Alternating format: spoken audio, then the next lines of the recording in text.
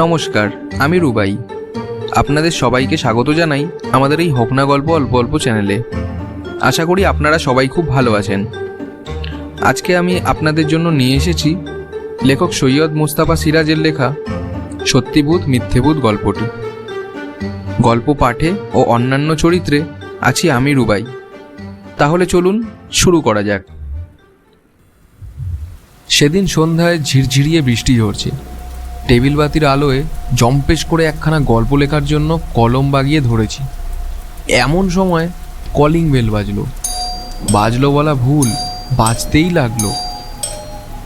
লেখার মুড নষ্ট হলে সব লিখিয়েই খাপ্পা হয়ে উঠে গেলুম। কলিং বেল একবার বাজানোই যথেষ্ট, অন্তত এই কথাটা বলেও মনের ঝাল ঝাড়ব, আগন্তুক যেই হোক না কেন। দরজা খুলে দেখি ঠ্যাঙা কেঠো চেহারার প্রৌঢ় এক ভদ্রলোক। পরনে সাদাসিধে ধুতি পাঞ্জাবি, মুখে খোঁচা খোঁচা দাড়ি গোঁফ এবং মিটিমিটি হাসি। কিছু বলার আগেই করজোড়ে নমস্কার করলেন।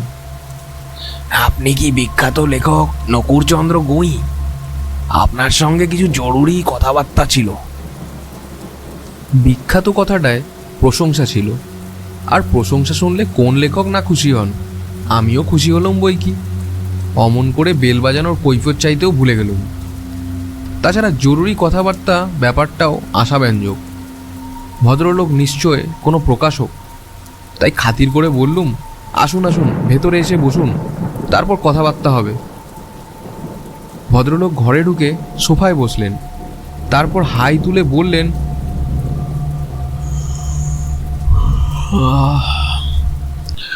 আপনি তো ভূতের গল্প টল্প লেখেন। আমি একটু হেসে বললুম, মাঝে মাঝে দু চারটে লিখি। তা আপনি কি? ভদ্রলোক আমার কথায় বাধা দিয়ে বললেন, আমার কথা পরে হচ্ছে, আগে আমার প্রশ্নের জবাব দিন। এবার একটু অবাক হয়ে বললুম, কি আপনার প্রশ্ন? ওই যে বললুম আপনি ভূতের গল্প লেখেন, কিন্তু কথাটা হলো, আপনি যে ভূতের গল্প লেখেন, আপনি কি কখনো ভূত দেখেছেন? বিরক্তি চেপে বললুম, লেখকরা যা লেখেন কল্পনা করেই লেখেন। ভূতের গল্প লিখতে হলে সচক্ষে ভূত দেখতেই হবে, এটা কোনো যুক্তি নয়। তার মানে আপনি বানিয়ে লেখেন, সুতরাং আপনি মিথ্যে কথা লেখেন, আপনি একজন মিথ্যুক। খাপ্পা হয়ে বললুম, কি যা তা বলছেন আপনি? ভদ্রলোক বাঁকা হেসে বললেন, ঠিকই বলেছি। আপনি জানেন চীনে ভূতের গল্প লেখা মানা, লিখলেই জেলে ঢুকিয়ে দেয়। শুধু তাই নয়, জেলে ঢুকিয়ে মেথরের কাজ করিয়ে ছাড়ে। চীনে কি হয় তা নিয়ে আমার মাথা ব্যথা নেই। আর দেখুন, আমার সময়ের দাম আছে, আপনি আসুন। ভদ্রলোক আমাকে গ্রাহ্য করলেন না, বললেন, ঢুকে যখন পড়েছি তখন সহজে বেরুচ্ছি নে, অন্তত একটা চূড়ান্ত বোঝাপড়া যতক্ষণ না হচ্ছে। গলার স্বর আর কথার ভঙ্গিতে একটু দমে গিয়ে বললুম, কি মুশকিল? বোঝাপড়াটা কিসের? ভূতের ব্যাপারে। বুঝলাম না। আপনি মানে আপনার মতো যারা ভূত নিয়ে গল্প লেখেন, তারা কেউই ভূত দেখেননি, অথচ ভূত নিয়ে গল্প লেখেন। আপনারা মিথ্যুক, আপনাদের চীনা শাস্তির ব্যবস্থা করা উচিত। বেশ, গভর্নমেন্টকে বলুন ব্যবস্থা করতে। গভর্নমেন্টকে বলে কিচ্ছু হবে না। ভদ্রলোক পকেট থেকে নস্যির কৌটো বের করে নাকে অ্যাক্টিভ নস্যি গুঁজলেন, তারপর বিকট একখানা হাঁচি হেঁচে বললেন,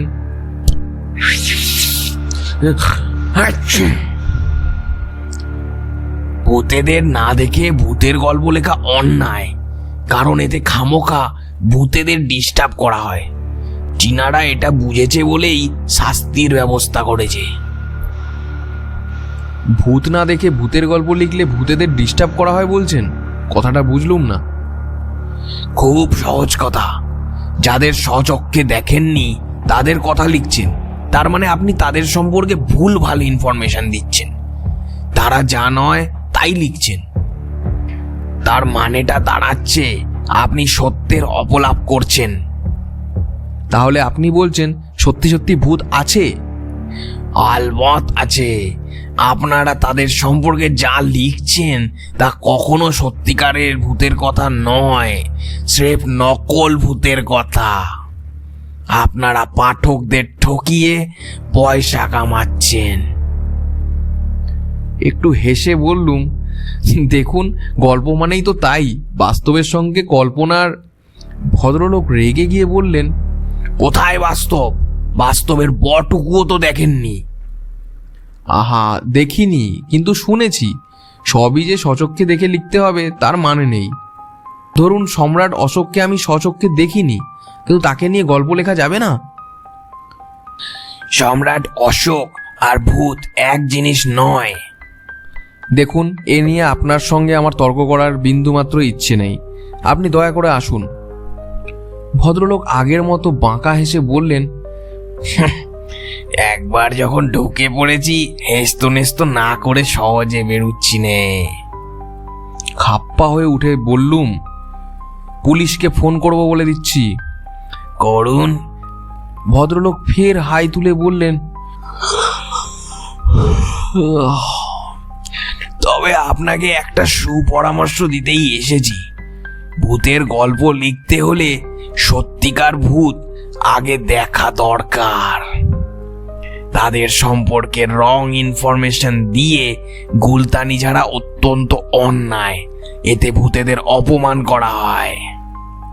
চার্জ করার ভঙ্গিতে বললুম, সত্যিকার ভূত বলে কিছু নেই। ভূত প্রেত মানুষের % কল্পনা। কল্পনা 100%? আলবাত 100%। সত্যিকার ভূত নেই? না, নেই। দেখতে চান? চাই, দেখান। দেখতেই তো পাচ্ছেন। তার মানে কোথায় দেখতে পাচ্ছি? আপনার চোখের সামনে। না হেসে পারা গেল না।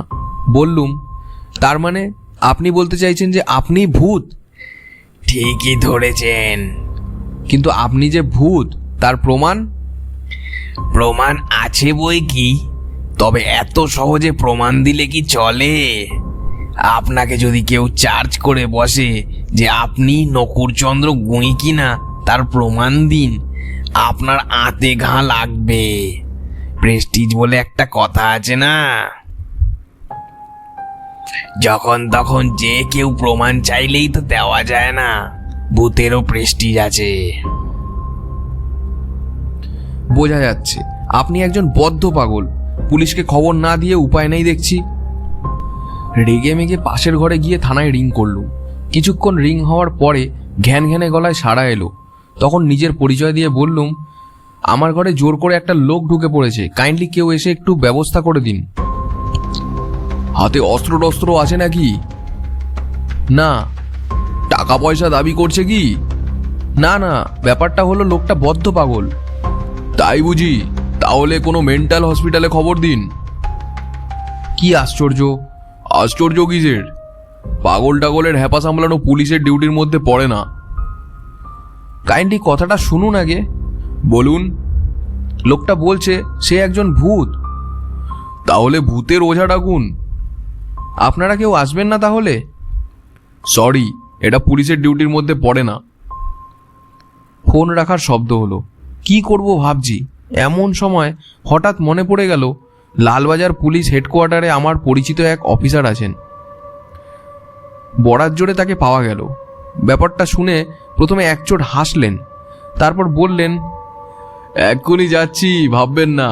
ওকে কথাবার্তা বলে টলে জাস্ট মিনিট 5 আটকে রাখুন। বসার ঘরে ফিরে দেখি ভদ্রলোক চোখ বুজে যেন ঘুমোচ্ছেন। পুলিশ আসছে, অতএব আমি এবার বেপরোয়া। বললুম, ও মশাই, শুনছেন? চোখ বুজে যেন ঘুমের মধ্যেই বললেন, শুনেছি। লালবাজার থেকে পুলিশ আসছেন। এখনো বলছি, আপনাকে বিপদে ফেলতে চাইনি। আপনি কেটে পড়ুন। একই অবস্থায় থেকে তিনি বললেন, কে আসছে বললেন? লালবাজারের ক্রাইম ব্রাঞ্চের ইন্সপেক্টর বঙ্কু বিহারী ধারা। ভদ্রলোক চোখ খুলে সোজা হয়ে বসলেন। মুখে হাসি। বঙ্কু আসছে বুঝি? বাহ, খুব ভালো, খুব ভালো। অবাক হয়ে বললুম, ভালো মানে? ওকে চেনেন আপনি? খুব চিনি, বঙ্কু আর আমি ছেলেবেলার বন্ধু। চালাকি করবেন না চালাকি কি সত্যি? বলে ভদ্রলোক আবার চোখ বুজলেন এবং আগের মতো সোফায় হেলান দিলেন। ঘুম জড়ানো গলায় স্বগতোক্তি বললেন, সারাদিন মাইকের চড়ে ঘুমোতে পারিনি, বড্ড ঘুম পাচ্ছে। মিনিট 2 পরে কলিং বেল বাজলো। এত শিগগির এসে পড়লেন মিস্টার ধারা? খুব খুশি হয়ে দরজা খুললুম। মিস্টার ধারা সহাস্যে বললেন, আছে না পালিয়েছে? আছে, ঘুমোচ্ছে। বঙ্কুবিহারী ধারা ঘরে ঢুকেই থমকে দাঁড়ালেন, তারপর প্রায় চেঁচিয়ে উঠলেন, মুরারি না, কি কাণ্ড! ভদ্রলোক চোখ খুলে হাই তুলে বললেন, আয়, কতদিন পরে তোর সঙ্গে দেখা। মিস্টার ধারা তার পাশে বসে কাঁধে হাত রেখে বললেন, তুই আছিস কোথায় এখন? মধ্যম গ্রামের ওদিকে। আজকাল যা অবস্থা, ডেরা খুঁজে পাওয়াই প্রবলেম। আবার ডেরায় চলে আয় না, খুব নিরিবিলি জায়গা। তবে মাঝে মাঝে মাইকের বড্ড উপদ্রব। পুলিশের চাকরি করে ওটা কানসওয়া হয়ে গেছে, অসুবিধা কিছু হবে না। এই বলে মিস্টার ধারা সহাস্যে আমার দিকে ঘুরে ফের বললেন, মুরারি আমার ছেলেবেলার বন্ধু, বুঝলেন? বললুম, তা না হয় বুঝলুম, কিন্তু উনি নিজেকে ভূত বলছিলেন কেন? মিস্টার ধারা আরো হেসে বললেন, কি কাণ্ড! ভূত নিজেকে ভূত বলবে না তো কি মানুষ বলবে? বলে মুরারি বাবুর দিকে ঘুরলেন। তবে মুরারি, কাজটা কিন্তু ঠিক করনি। খামোকাই নিরীহ লেখক ভদ্রলোককে জ্বালাতে না এলেই পারতে। মুরারি বাবু চোখ কটমট করে বললেন, এসেছি কি সাধে? উনি ভূতেদের ব্যাপারে রং ইনফরমেশন দিয়েছেন। স্বচক্ষে ভূত না দেখে, ভূতেদের ব্যাপার স্যাপার না জেনে এক রাশ মিথ্যা কথা, অসহ্য। অঙ্ক, তোমারও উচিত এর একটা বিহিত করা। বঙ্কুবিহারী ধারা উঠে দাঁড়ালেন। যাগ্গে মরুগ্গে, বিহিত করে হবেটা কি? এতদিন স্বচক্ষে ভূত দেখেননি, এবার দেখলেন, ব্যাস। এবার থেকে আর বানিয়ে লিখবেন না। নাও চলো, তোমার ডেরায় যাওয়া যাক। বাইপাসে ডেরা খুঁজে পাওয়া কি যে প্রবলেম হয়েছে আজকাল। কোঅপারেটিভ হাউজিং করলে মন্দ হয় না বরং। কথা বলতে বলতে দুজনে বেরিয়ে গেলেন। আমি হতভম্ব হয়ে বসে রইলুম মিনিট 2।